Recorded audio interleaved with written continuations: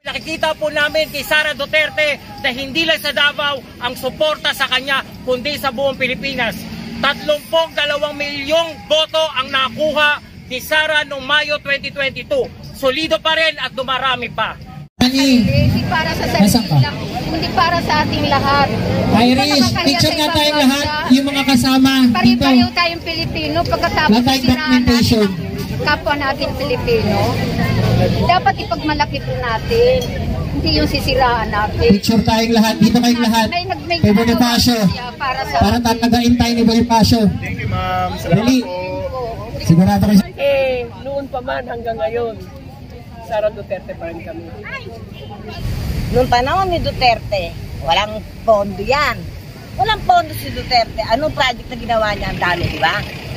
Pera na ng Marcos yan. Maandar na yan. Kaya hindi magkakaagalit yan talaga. May pag-uusap. Ang dami project yung mga LRT na ano na yan. Pera ng Marcos yan. So ma'am, paano po natin nasabing pera ng Marcos? May pera mo si Duterte. Saan ang galing yung pinagawa dyan? Magmasid lang tayo, tignan natin.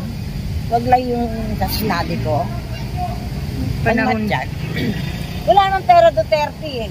Naupo, walang pera. Kaya ba't hinahanapan ngayon si Inday? Oh.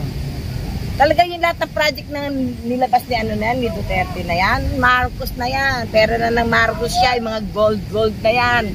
Nailalabas na unti-unti yan. Nabanggit niyo po yung gold. Gano'n po katotoo yung sinasabing gold? Totoo. Maumpisaan lang magbigay sa Maharlika, tuloy-tuloy na yan. Tandaan niyo yan. Kami, mga Maharlika kami. May pera na kami sa ang pera namin, euro. Nakabangko mga pera namin. Totoo yan. Maumpisahan na kami. Tuloy-tuloy na yan. Baka natin pa. Kasi si nanay, totoo pala. Ano pangalan ni nanay para mahanap kita? Lucy Cabigaw. Sa Tundo, sa Medeca Mall. Ma'am Lucy, Ma'am Lucy po, tama po ba? Ma'am, may pago lang po ng question. Ano pong masasabi niyo sa People Initiative? Hindi nga ako sang-ayon doon. Natanong na pala. Sabi kasi ni ma'am, ano daw, hindi daw yung boto natin, baliwala na. Boto na nila, ang iiral. Sabi ko naman sa kanya, kahit wala pa yung signature campaign na yan, sa kanila na rin nung nasusunod kasi nagsusunod po eh. Diba?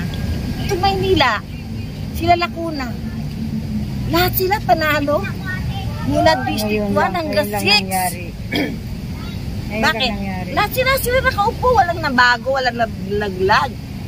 Kahit tapos pagdating sa amin sa barangay, sila rin. Ang nanalo, oo. Pusher ang nanay, pusher ang kapatid, nakakulong. Babae, chairman. Putay pala gusto nila iboto. Di mabuti pala tayong Katoliko kahit hindi tayo nagkakaisa. Hindi tayo, watak-watak tayo, diba? Pero may sarili tayo. Malaya tayong bumoto. Na hindi. Po kami taga Davao, pero pinakikita po namin kay Sara Duterte na hindi lang sa Davao ang suporta sa kanya, kundi sa buong Pilipinas. 32 milyong boto ang nakuha ni Sara noong Mayo 2022. Solido pa rin at dumarami pa. Kaya ako'y nakikiusap po, mag-monitor po kayo sa inyong mga channels po natin, mga pogi, magagandang mga vloggers. Subscribe po kayo para po sa mga maiinit pa mga balita na masasaksihan nyo ngayong gabing ito. Muli, Sara Duterte, solido ang aming suporta kay Sara Duterte. Sara Duterte. Duterte! Duterte! Duterte! Duterte! Ayan mga babayan, dito po yung ating mga samang mga vlogger dito, mga 6:30 tayo mag-umpisa na sa event na ito.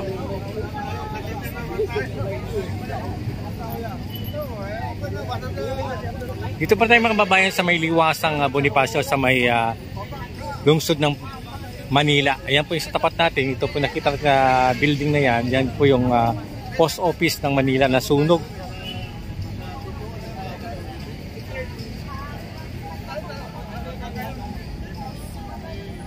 Iniinit na kagad? Ano pa lang, video pa lang yan. Ito dive ako eh.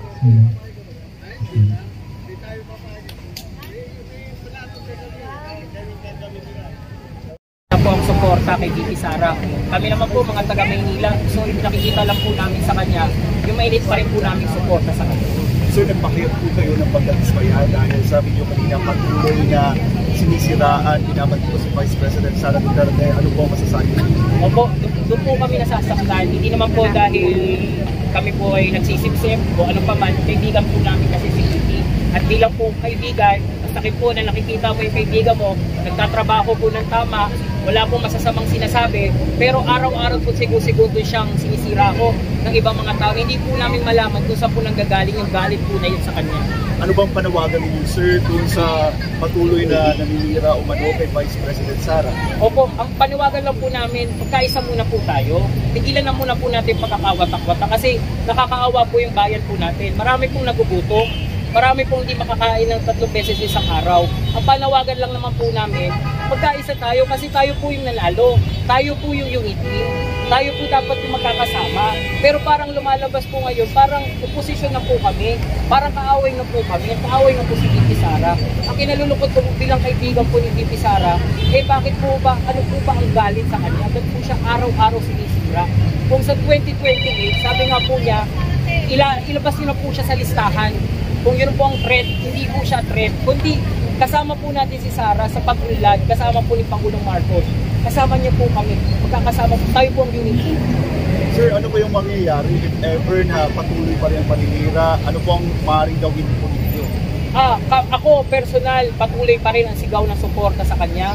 Magtutuloy-tuloy pa rin ito at ipakikita pa rin namin sa kanya na hindi lang sa Davao City o sa Mindanao ang suporta sa mga Duterte, kahit dito sa lungsod ng Maynila, kahit dito sa NCR, sa Luzon, kahit na nandito rin yung mga naninira sa kanya, mas marami po yung nagmamahal sa kanya.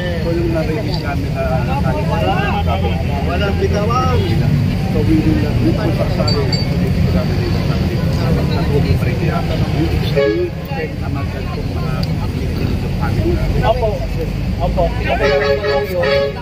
Kami naman po, payapa naman po kami naglulunsad, karapatan naman po natin po bilang Pilipino magbayad ng ating presidente. Hanggang patuloy po ang paninira ng aming pinakamamahal na kaibigan, Sara Duterte, patuloy pa rin po kami sisigaw at ipamamahagi sa mga Pilipino na po ang pagmamahal namin sa inyo. At tayo ho yung unity, tayo ho yung nanalo, dapat tayo po yung magkakasuportahan. Hindi po dapat maging oposisyon sa paningin ninyo sa Pilipino. Sir, nasa lang po from my end. Bilang taga-suporta po ni Vice President Sara, ano po masasabi po ninyo doon po sa mga nananawagan na kailangan nang magbitiw sa pwesto si Vice President Sara bilang DepEd Secretary? Labo. Ako naman po, para personal ko opinion, gagampanan naman po ni VP Sara ang kanyang patungkulang ginakahiling ng edukasyon.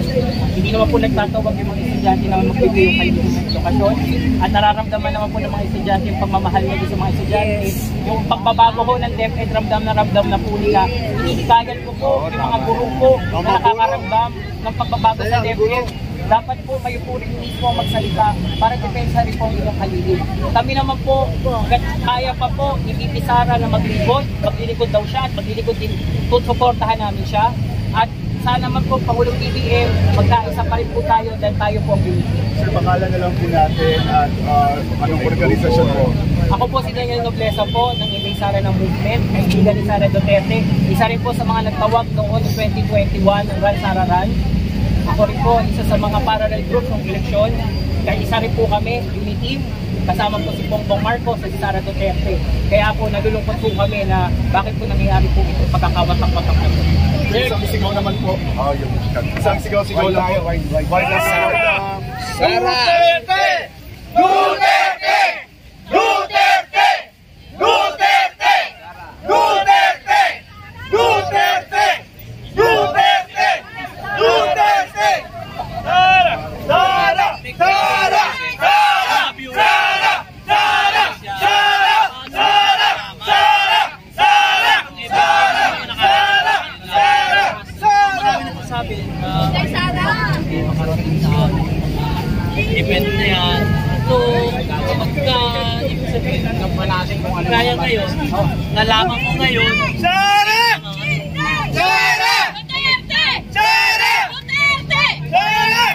paano malalaman sa information? Kaya kayo yung mga nandito na, siguro na ba, gawa na lang kayo ng group na, or group, ano ninyo, na pagka-updatean kayo para malaman nyo yung mga advisory dito sa ginaganap natin ng pagsupport ng Bibi Sara. Mabilisan lang po talaga to. Nagpapasalamat po ako sa lahat na nagpunta. Sarili po nila yan. Wala po kami nilalabas yan. Talaga yan. Kaya nagpapasalamat. Magkakaisa po tayo. Ang pakiusap lang po namin, magkakaisa po. Sige po. Sir, tuloy ko na po ang kakuhin mo. 0917. Good!